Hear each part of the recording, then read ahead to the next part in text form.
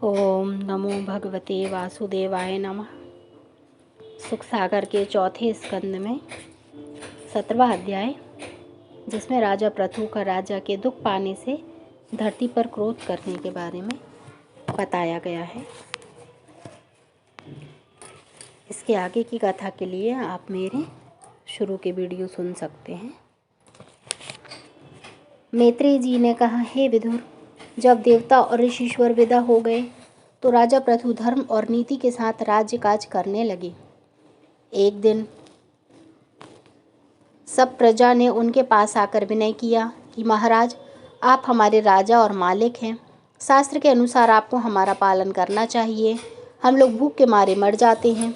जिस तरह वृक्ष भीतर से जलकर खोखले हो जाते हैं, उसी तरह हम लोगों का कलेजा व पेट मारे भूख के जला जा रहा है। अन्न व फल खाने से सब लोग जीते हैं। सो राजा के बिन पाप करने से पृथ्वी ने सब अन्न व फल अपने में चुरा लिया है। जो अन्न हम लोग पृथ्वी पर बोते हैं सो नहीं उगता, और जो वृक्ष पहले से उगे हैं उनमें फल नहीं लगते। इसलिए हम लोग अपने लड़के वालों समेत खाने के बिना मर जाते हैं। सो आपको धर्मात्मा राजा समझकर अपना दुख आपसे कहा। कोई ऐसा उपाय कीजिए जिसमें पहले की तरह अन्न व फल पृथ्वी से उत्पन्न हुआ करे। यह बात सुनते ही राजा ने पृथ्वी पर क्रोध करके अपना धनुष बाण उठा लिया और बाण साध कर कहा कि अभी एक तीर मारकर पृथ्वी के टुकड़े टुकड़े कर डालूंगा। पृथ्वी राजा को ऐसे क्रोध में देखकर उसी समय गोरूप धारण करके धरती पर कांपती हुई उनके सामने आई। राजा ने उसे अपने ज्ञान से पहचान लिया कि यह गोरूपी पृथ्वी है। तिस पर भी राजा ने क्रोध के वश होकर धर्म और अधर्म का विचार न करके जब उसे तीर मारने की इच्छा की, तब गोरूपी पृथ्वी वहां से भागती हुई सब लोकों में गई और राजा भी धनुष लिए हुए रथ पर बैठकर उसके पीछे दौड़ते चले गए। जब उसे कहीं अपने प्राण का बचाव न दिखा, तब वह राजा के सामने खड़ी होकर बोली, हे पृथ्वीनाथ, आप नहीं जानते कि वेद शास्त्र में गौ का मारना बड़ा पाप है।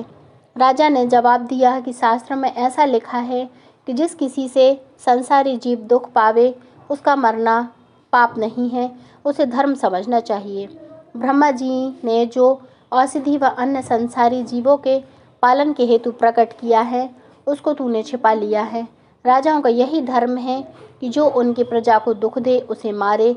यह बात सुनकर फिर गोरूपी पृथ्वी ने कहा, हे राजन, जब मुझको हिरण्याक्ष दैत्य पाताल में ले गया था और जीवों के रहने के लिए जगह नहीं थी, तब नारायण जी 12 अवतार धारण करके मुझे पाताल से लाए और पानी पर स्थिर करके सब जीवों को मेरे ऊपर बसाया। कदाचित तुम मुझे मार डालना चाहते हो तो सब प्रजा को कहाँ रखोगे? राजा ने कहा कि मुझसे में इतनी सामर्थ्य नहीं है कि तुझको मारने के उपरांत अपने तपोबल व नारायण जी की कृपा से महाप्रलय के पानी पर प्रजा को बसाऊंगा। गौ ने यह बात सुनकर अपने ज्ञान से मालूम किया कि राजा बड़े प्रतापी और परमेश्वर का अवतार हैं, जो चाहेंगे सो करेंगे।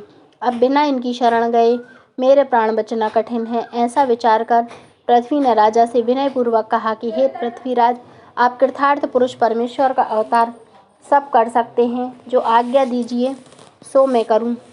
इति श्री 17वां अध्याय समाप्त।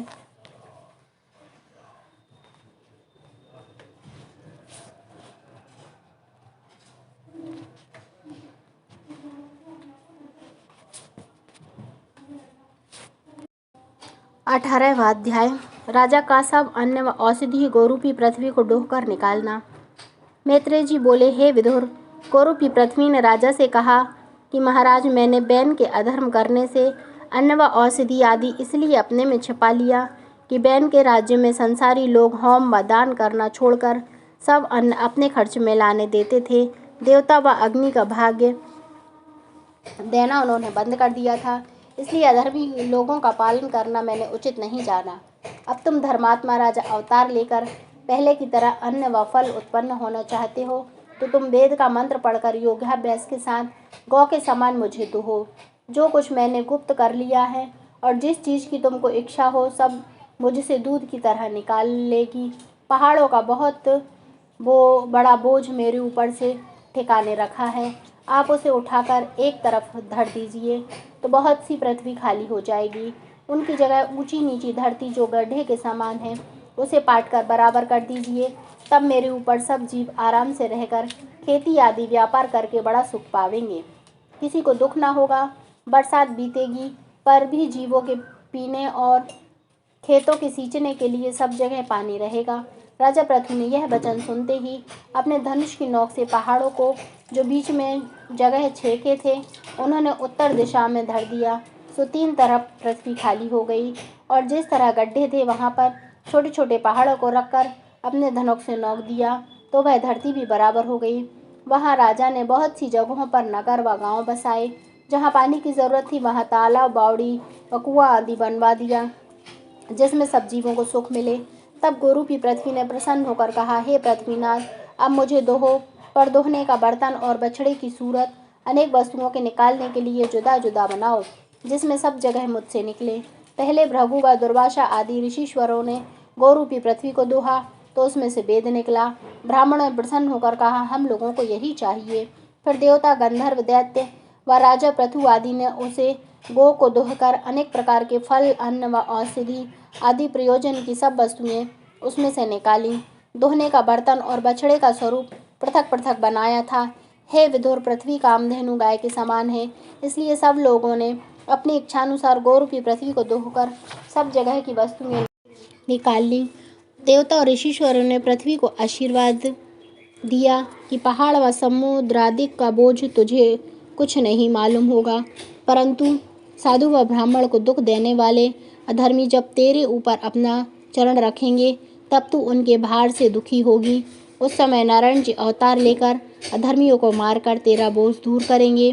देवताओं और ऋषीश्वरों का यह वरदान सुनकर पृथ्वी अपना रूप धरकर राजा पृथु को आशीर्वाद देकर अपने स्थान को चली गई और संसारी जीव अन्न व फल उत्पन्न होने से प्रसन्न होकर अपने कर्म व धर्म में लीन हुए तथा नगर व गांव में सुखपूर्वक रहकर राजा पृथ्वी को आशीर्वाद देने लगे। इति श्री 18वां अध्याय समाप्त।